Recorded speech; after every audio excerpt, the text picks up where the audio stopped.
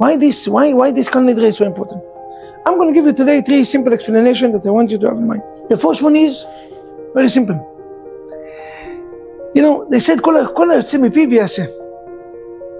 You coming into the Almighty God and said, God, you promised me last year that you're going to give me a good year. You promised me that it's going to be amazing years. You promised me that I'm going to get married, I'm going to have children, Shalom Bayit. And it didn't happen.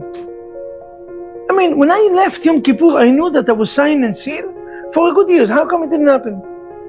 And God will respond to you that you kept all your promises. A minute that you don't keep your promises, God have no obligation to keep his promises. Hashem tzidcha al yad yaminecha. God is our shadow. What is the shadow? Shadow, when I move the hand, what do you see in the glass? The hand is moving. When I'm smiling, somebody's smiling. God follow our directions. If you don't keep your promise, so the first things that we do when we come in Yom Kippur, please God, we erase all our sin. Everything that we ever promised, please, we take it away. Now that we come clean, everything that we're going to take this year, we're going to try either to say Beli Neder, or either to take small steps that we can achieve. This way we can keep our promises. And if you keep in your promises, the Torah promise, Kol Yotze Mipiv Yaseh. Anything you wish, anything you bless, anything you desires, Abraham, God is going to do. You know why? Because you keep your promises. If you keep your promises, God said, you know what? This is one. Second explanation, a little deeper. Listen to this one. Very unusual. Second explanation is, you see, they have one promise. That before we came out, but I have to tell you that before a baby comes to the world, just for you to be prepared, a baby have to make a vow. Every baby, included you. We all did a vow. We all swear on something. The fourth page of the Tanya, the most famous book of Chabad, bring that famous Gemara. Daniel, משביעים אותו תהיה צדיק ואל תהיה רשע. You being swear to be tzaddik and not to become rasha. And you swear for it. And every year in Yom Kippur, when we're coming in and we realize that we're not really tzaddikim. We have jealousy, we have anger issues, we're not always honest, we're lying right and left. I mean, you have one promise that you made. So you come to do atarat netarim to this promise. To the promise that you're going to become a tzaddik. But you're going to tell me, Rabbi, why do we have to do it every year? Okay, we did it one time, after bar mitzvah, enough, emet. So why are we doing it? You know why? I will tell you something that you're going to be afraid, after what I'm going to tell you, to say it in Motzei Yom Kippur. One of the pesukim that we said in Motzei Yom Kippur, when we end in Yom Kippur, Hashem o Elokim, Hashem o Elokim.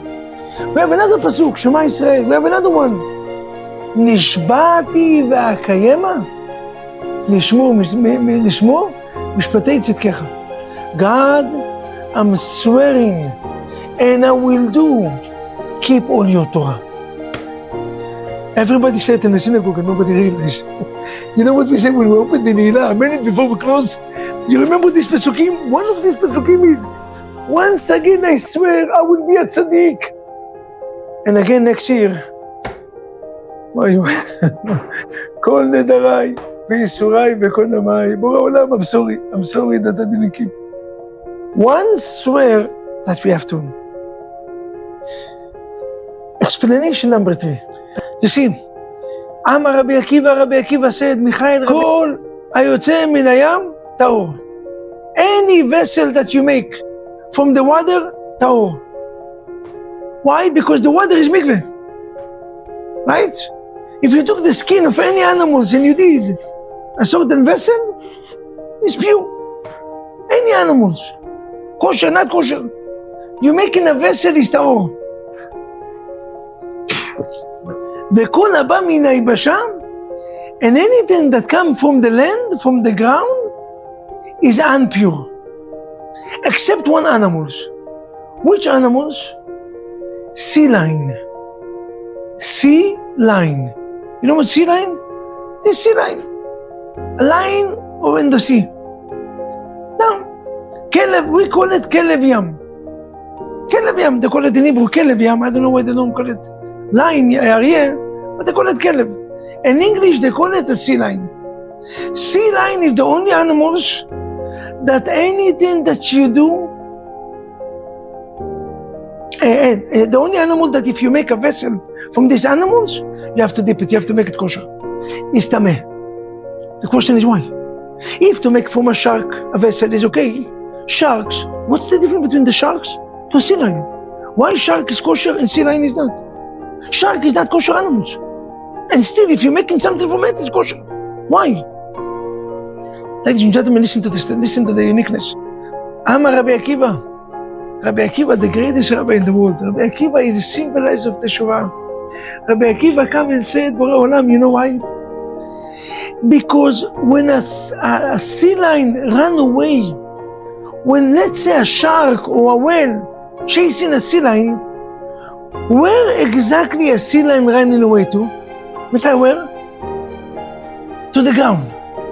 Even though the ground is not a comfortable place for him, he is really more good than the water. But still, he's running every time that sea lion have issues with anything, he's running to the ground. If the sea lion is running to the ground when somebody is after him, when you have crisis, meaning he's not an animal that belongs to the water. He's an animal that belongs to what? To the ground. If he belongs to the ground, even though 95% of the times he's in the water. And his name is sea lion. Sea is water. Still, he's not kosher. Why? He belongs to the ground. Many of us is coming in and said, Rabbi, we faking what?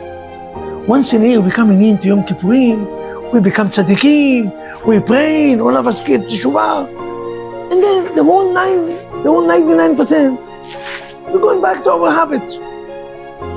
Who that we're cheating? Come, Rabbi Akiva, and tell you, when you come into fight to your life, where do you run into? 99% of the Jews run in where? To the synagogue. If you run into the synagogue, you belong to whom? You belong to Hashem. Kol Nidrei is to remind Hashem, we belong to you. When God is asking each one of us, Ayeka, one question God is asking, where are you? In Yom Kippur, we all come and say, Hineni, here I am. God, I'm messed up, I'm balagan, walking balagan. But today, when I'm fighting for a life, I know the only direction to run is to you, Hashem. What a message, huh? 3 explanations of Kol Nidrei.